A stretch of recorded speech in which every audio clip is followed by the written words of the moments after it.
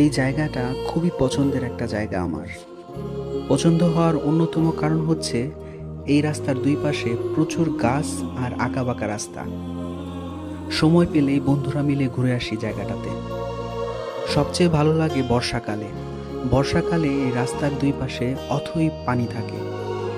রাস্তার দুই পাশে মূলত বিল, কিন্তু বিলের পানি শুকিয়ে গেলে এখানে ধান চাষ করা হয়। তুলসীপুর বাজার থেকে মাত্র বাইকে ৫-৭ মিনিট সময় লাগে জায়গাটাতে আসতে। যখন বর্ষায় পানি জমে এলাকাটাতে, তখন সবাই মাছ ধরার উৎসবে মেতে ওঠে।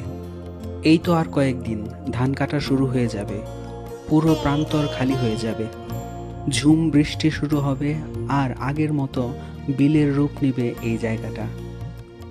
বিকেলবেলা অনেকেই আসে এখানে সময় কাটাতে।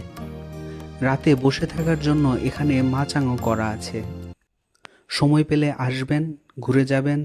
আশা করি জায়গাটা আপনাদেরও ভালো লাগবে।